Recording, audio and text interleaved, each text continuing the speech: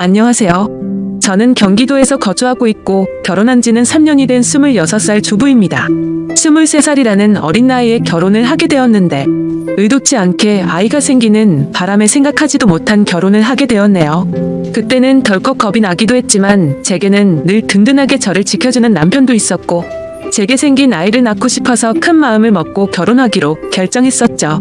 지금은 그때 제가 선택한 그 결정이 너무 후회가 됩니다. 제 모든 것보다도 소중한 제 아이를 낳은 건 절대 후회가 되지 않습니다. 하지만 시아버지와 같이 사는 걸 동의했던 그 자체가 너무 잘못된 선택이었습니다. 저는 원래는 남들과 다를 바 없이 평범한 좋은 대학 간호학과를 다니고 있었습니다. 하지만 저희 집 형편이 좋지 않아서 등록금을 벌어야 했죠. 그래서 중간에 결국 휴학을 하게 되었고 알바 생활을 시작했습니다.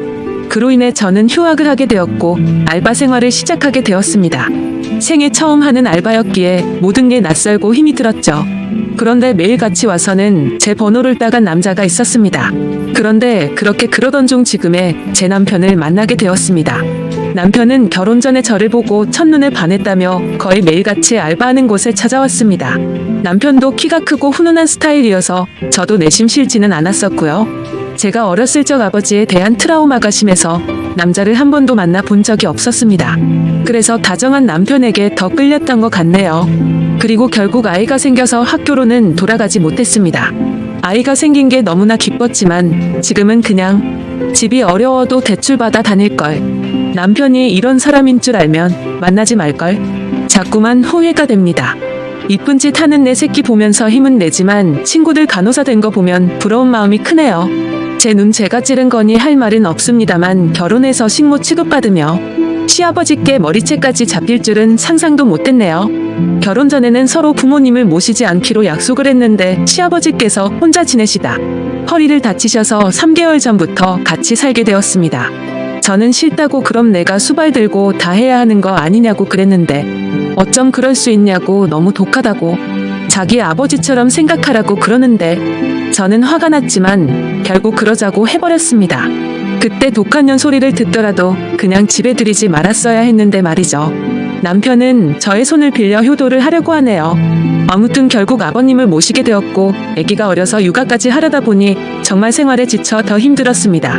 그 힘든 와중에도 아버님께서는 사사건건 저한테 시비 거시고 거기다 아이는 보채고 있고 아버님은 그런 모습을 다 보셨음에도 아이를 단 한 번도 봐주신 적이 없으셨습니다. 허리가 아프시다면서요. 집에 있을 때만 아프다고 난리치시고 밖에 놀러는 아주 잘 다니셨습니다. 집안이 더럽다 반찬이 이게 뭐냐 등등 계속 참견하시고 큰소리 내셔서 정말 스트레스가 너무 쌓였고 몸도 마음도 많이 지쳐서 힘들었지만 저는 계속해서 참고 있었습니다. 밥상에 숟가락 한 번 놔주신 적 없고 우는 애 달래주신 적 한 번 없으시면서 매번 저에게 바라기만 하던 시아버지.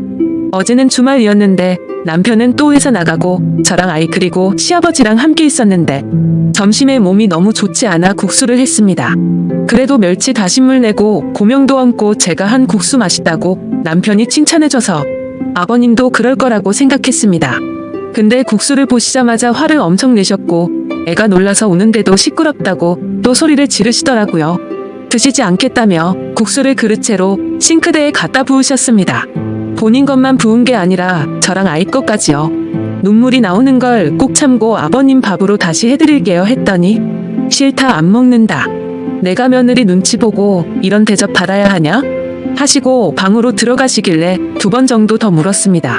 반찬에 신경 써서 다시 차려드릴게요 했는데도 싫답니다. 안 드신답니다. 그래서 애기 밥은 먹여야 하고 다시 하기엔 이미 마음이 너무 지쳐서 힘이 쭉 빠져 있었습니다.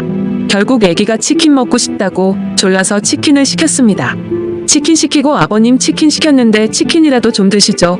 이따 오면 아버님 나오세요 라고 했는데 자기는 이미 저 때문에 마음이 상했고 어떤 것도 안 먹겠다고 말 걸지 말라고 하시더군요. 그래서 솔직히 너무 화나고 지쳤습니다. 아무리 잘하려고 애쓰고 집안 청소도 엄청 깨끗이 하는데도 트집을 잡으셨고 남편은 그걸 알면서도 도와주지도 않더군요. 아무튼 시간이 지나 치킨이 도착했고 아버님께 드시라고 말씀드렸는데 대답도 하지 않으시더군요. 그래서 어쩔 수 없이 아기랑 먼저 치킨을 먹었습니다. 애는 조금 먹다가 TV 본다고 거실로 나가고 저 혼자 주방에서 먹고 있는데 시아버지 얼굴 시뻘개져서 나오시더니 제 머리채를 바로 잡으셨습니다. 고얀년 2년 전년 하면서 머리채 잡고 흔드셨고 저는 너무 놀란 나머지 아버님을 밀쳤는데 아버님이 바닥에 넘어지셨습니다. 허리를 붙잡고 주저앉으시면서 욕을 하시더라고요. 너 가만 안 놔둔다고. 그래서 저는 너무 무서워서 머리는 산발이 된 상태로 그냥 거실에 있는 아이들 처매고 집 밖으로 뛰쳐나와서 택시 타고 친정 왔습니다. 지갑도 폰도 없어서 택시기사님께 빌려서 엄마를 불렀죠. 엄마는 무슨 일이냐며 깜짝 놀라하셨고요. 남편에게 연락했지만 말이 안 통하더라고요. 그렇다고 아버님을 밀치고 나오냐 혼자 두고 나오냐 아무리 안 먹는다고 하셔도 그렇지 혼자 치킨 시켜 먹으니 좋더냐 등등 이런 놈 믿고 제 미래 다 버리고 결혼한 건가 싶어 억울하고 미치겠더라고요. 엄마도 화가 많이 나셔서 이혼하라고 난리치셨습니다. 아버님이랑 남편이 잘못을 인정하고 아버님이 저희 집에서 다시 나가시지 않는 이상은 저는 그 집에 가지 않을 거고 남편이 계속 이런 식이라면 이혼할 겁니다. 제가 왜 수발 들고 머리채까지 잡혀야 하는지 아직도 이해가 안 갑니다. 엄마랑도 얘기 많이 해봤어요. 반호 공부. 아직 휴학 상태니까 복학할 수 있는데 두렵네요. 새로 시작하기가. 제가 잘할 수 있을까 우리 애기랑 다시 시작할 수 있을까 걱정이 되긴 해요. 다시 공부는 시작하고 싶은데 엄마 허리가 안 좋아서 애를 봐주실 수 있을지 걱정도 되고요. 일단 여러 가지로 알아보려고요. 확실한 건 그 집에 시아버지가 있는 한 절대로 다시는 들어가지 않을 겁니다. 물론 시아버지는 두 번 다신 상종 안 할 거고요. 걱정이 앞서지만 열심히 살아보려고요. 남편 고쳐 쓰긴 글러먹은 것 같으니 저라도 아이를 위해 정신 차리고 살아야겠습니다. 다음 사연입니다. 한동안은 넋이 빠져서 아무 일도 못하고 정말 송장처럼 지냈습니다. 아무에게도 말할 수 없어 인터넷에 글을 올린다는 사람들의 심정을 이제야 알 것 같네요. 1년 전 맞선으로 만나서 다른 사람들과 다르지 않게 평범한 연애를 했습니다. 맞선 당시 그 남자는 35살, 저는 32살이었습니다. 둘 다 홍기가 꽉 차 있는 상태에서 이루어진 만남이라 결혼 얘기는 연애 초반부터 자연스레 나오더군요. 좀 이른감이 없지 않아 있었지만 둘 다 나이가 나이인지라 크게 이상하다는 생각은 안 들었어요. 그 남자와 저 둘 다 말수도 없고 성격도 조용한 탓에 재미있는 연애는 아니었지만 그 나름대로의 편안하고 잔잔한 연애를 했습니다. 상대방의 사생활을 존중하며 서로에게 되도록이면 간섭하지 않으려 했습니다. 좋은 취지로 사생활을 존중했던 부분들의 결과가 이런 식으로 나타나리란 걸 그때는 미처 몰랐네요. 그 사람에 대해 더 알아야 했고 눈치채야 했던 것을 못 보고 지나간 제 자신이 정말 한심스러웠습니다. 1년 정도의 연애를 하며 결혼에 대한 구체적인 얘기가 나올 때쯤 그 사람이 결혼 준비 시작하기 전 미리 말하고 싶은 게 있다고 했습니다.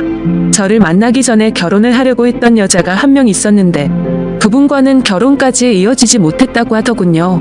왜 헤어졌는지 이유가 무척이나 궁금했고 또 이 사람이 굳이 이야기하지 않고 넘어가도 될 텐데 왜 이런 이야기를 나한테 꺼내나. 그저 양심 고백을 하는 것인가 하는 생각이 들더군요. 나한테 얘기하는 게 양심 고백의 이유 말고 혹시 또 다른 이유가 있는지 물었습니다. 한참을 고민하길래 기다렸습니다. 고민하는 시간에 비해 돌아오는 대답은 짧았습니다. 그분이 자기에 있는 그대로의 모습을 못 받아줬다고, 이해하려고 노력하는 모습도 없이 그냥 헤어졌다고 말을 해주더라고요. 그래서 저한테는 모든 사람이 다 똑같을 순 없지 않느냐며 결혼 후 맞지 않는 부분에 대해서는 서로 잘 맞춰주고 이해해주며 살자고 말하고 싶었답니다. 당연한 얘기를 이렇게 고심 끝에 한다는 게 이상했지만 알겠다고 서로 노력하자고 하며 넘어갔죠. 그렇게 시간이 흘러 무사히 결혼식과 피로연을 마치고 피곤한 몸으로 신혼집으로 왔습니다. 결혼식 끝내고 정신없이 신혼여행을 가는 것보다 차라리 신혼집에서 하루 보내고 다음날 저녁 비행기로 가는 게 더 좋을 듯 해서 결혼 다음날로 여행 일정을 잡았습니다. 대충 정리를 하고 그 남자가 먼저 씻는다고 하면서 씻으러 들어가더군요. 근데 씻으러 들어간 지 오래된 것 같은데 나오질 않아서 문 너머로 물어봤죠. 아직 멀었냐고 물어보니 다 됐다고 하더군요. 그리고 또 10분이 흘렀습니다. 뭘 하길래 이렇게 오래 걸리냐고 나도 씻고 싶다고 하니 금방 나간다고 하더군요. 그리고 또 20분이 흘렀습니다. 기다리면서 슬슬 화가 나더군요. 지금 들어간 지 1시간 다 된 것 같은데 무슨 일이 있는 거냐고 물었더니 기계적인 목소리로 이제 다 했으니 나간다고 대답해서 저는 얼른 씻고 쉬고 싶다고 말했습니다. 그로부터 또 10분이 지났습니다. 정말 별의별 생각이 다 들었습니다. 혹시 하수구가 막혔나? 말을 걸면 바로바로 대답을 하기 때문에 어디 미끄러져 다친 건 아닌 것 같고 아님 신혼 첫날 밤이라고 무슨 이벤트를 준비하는 건가. 애써 화를 누르며 또 기다렸죠. 결국 인내심은 한계에 도달해버렸고 끝끝내 참다 못해서 문을 벌컥 열고 들어가 버렸습니다. 그런데 제 눈앞에 펼쳐진 광경에 너무나도 충격을 먹어서 얼음이 되어버리고 말았죠. 그냥 그때 느꼈던 감정을 어떤 말로도 표현할 수가 없을 정도였습니다. 화장실 안으로 들어가 보니까 말로 표현 못할 만큼 이상한 복장을 하고 있었고, 한 손에는 어디서 구했는지도 모를 이상한 걸 들고 변기 뚜껑 위에 쪼그리고 앉아있더라고요. 뜨거운 물을 계속 틀어놨는지 안경엔 김까지 서려 있어서 더 충격적이었죠. 솔직히 처음에는 이 상황이 이해가 되지 않아서 한참을 멍하니 서 있었습니다. 그러다 정신이 들어 소리 지르며 뛰쳐나와 그 길로 곧장 친정집으로 도망갔습니다. 몸이 사시나무처럼 떨리고 돈도 없어서 택시기사님 핸드폰 빌려서 엄마 보고 나와 달라고 했죠. 엄마와 아빠 남동생은 저한테 둘러앉아 도대체 무슨 일이냐고 다그쳤지만 1시간 동안은 울면서 아무 말도 못했습니다. 시간이 지나고 차츰 마음이 가라앉혀지고서야 일단 나를 보호해주는 가족과 같이 있다고 생각하니 조금 안정이 되더군요. 그때를 다시 생각하고 싶지 않았지만 정말 어렵게 그 상황과 그 얘기를 꺼냈습니다. 얘기를 듣고 아빠는 바로 그 변태 새끼 부모님께 전화해서 상황을 알렸고, 엄마는 저를 껴안으며 같이 우시고 아빠랑 남동생이 그 자식 죽인다고 신혼집에 찾아갔죠. 하지만 신혼집에는 아무도 없었고 그 집에 제 물건이 있는 것조차도 역겹다고 생각해서 대충 제 집만 챙겨서 다시 오셨습니다. 결혼을 하기 전에 연애하면서 서로를 다 안다고 생각을 했었는데 그전에는 그 남자의 본성을 숨기고 있었나 봅니다. 아무것도 눈치채지 못한 제 자신이 정말 너무나도 한심합니다. 그 일이 있고 며칠이 지났는데도 아직 연락도 되지 않고 있고 아무런 조치를 취하지 못했네요. 혼인신고는 안 했지만 결혼식까지 올렸는데 말이죠. 정말 인생이 너무 허무하네요.